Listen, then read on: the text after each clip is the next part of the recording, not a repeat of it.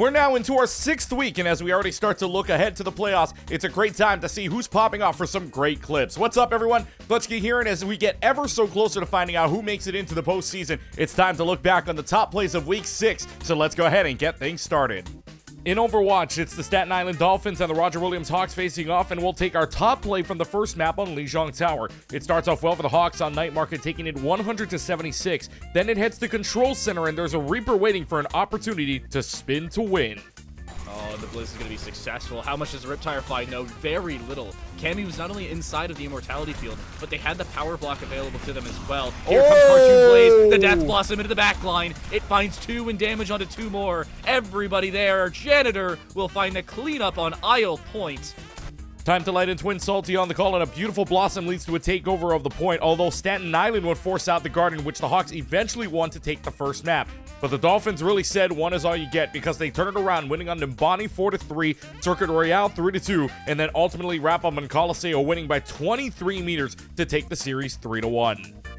Going to Summoner's Rift, it's at Southeastern Missouri State Red Hawks and the John Jay Bloodhounds, and let's go to game number 1, where the Red Hawks are up by 10 kills and are on the verge of Cloud Soul, while that dragon is only a couple of seconds away from spawning, and one big fight is really all it takes to get it. It's gonna be Dragon Angle, right? This is Korean Park? TP? I'm not sure about this. Korean Park just TP'd into the middle of them. Thought the rest of the team was there. You are able to get the Glacial Tomb down, but the rest of the team is now going to jump in. A double stasis is only going to keep you alive for so long. Out you go, though, as Cross gets killed in the back line. This is the fight people wanted. Everyone is ready to go. Evan 99 chase to the ends of the earth. That will be eluding their life as they die to 4. Simo with an ace. On the call, RMC and Orbital, who, by the way, said, quote, "I'm not sure about this" at the beginning. Turns out that the Red Hawks were very sure and not only get the Cloud Soul, but also get the Baron to end the game at a 31-10 finish just over 27 minutes. And in game number 2, it's a very similar storyline, but this time no soul is required to win 31-12 in about 26 minutes and close out the series. The Super Smash Brothers are the SUNY Poly Wildcats and the Long Island Sharks, and this one starts a little closer, going stock for stock. That is until the ending part, where my guy comes in as the anchor and takes care of 4 stocks without losing a single one to give the Sharks set number 1. Going to set number 2, and Steven for Long Island comes in and takes care of 4 stocks while only losing one of their own. So how about one more on a great setup?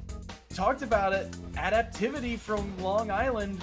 Multiple players who can pop off. Set number 1 was close off the start. They pull away late. Now set number 2, the fact that even if Steven drops his stock, they will have the lead no matter what, and they're going to get a commanding one at that. Side B to down air. Goodbye, stock 2. Soy and Beautiful Crow on the mic says, yes, the Donkey Kong slap at the end was an unfortunate ending to the clip, but still a great play nonetheless. That ending, though, does mean that Long Island brings out another player, and it's DS Mario Main. And much like the way my guy ended set number 1, DS Mario Main takes care of all 4 remaining SUNY Poly stocks while only losing one in the process, and the Sharks take the series.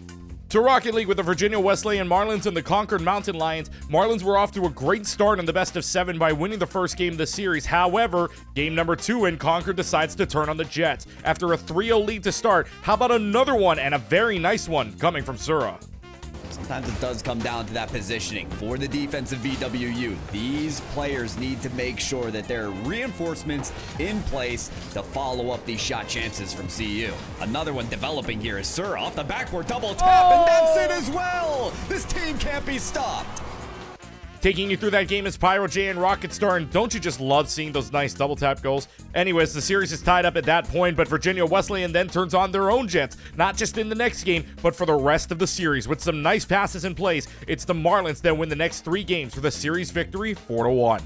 And we'll give Valorant the final spotlight with the Brutes and Parker Barons and the Conestoga Condors. We'll take this to map 1 on Split, where early on, Conestoga has a 4-0 lead over the Barons. A big round here is a win in round 5, almost guarantees 6 points for the half for the Condors, and the Barons are in a 5-on-2 scenario. Well, out of the 2 people remaining, one of them is going to get the big clip. Immediately spotted out. Now they know two are there. Tapping taps. There's that neural theft. Gives them info, but again, just it's a little late, right? They don't have what's it called, as much prowess here. They're just getting ready for this retake here. I think the spike is going to stick, but Prey manages to find one out of position. Tip taps away. No sprays here as BPC. It's just going to be Prey versus tapping, but pros don't fake. Gets the half. pushes away, and an ace for tapping. Visionary 1 and Nerds Corner on the call, and that's one way to win your team's first point of the map. And what started off as a 4-round deficit would turn around into a 2-round win for the Barons as they take Split. Then we had to bind, and another staple map for the collegiate scene offers up another banger that went all the way to overtime. But Bruce and Parker told the Condors they would fly no further, and there would be only one overtime to play as the Barons win 14-12 and take the series. More awesome plays, and you can tell the pressure is on with these teams who want to make a push for the playoffs. Well, as we get set for the postseason, don't forget to check out all of the social media pages and check out all of the streams happening all throughout the week to see which teams can make that final run for the playoffs. Thanks for watching, everyone, and we'll see you next time.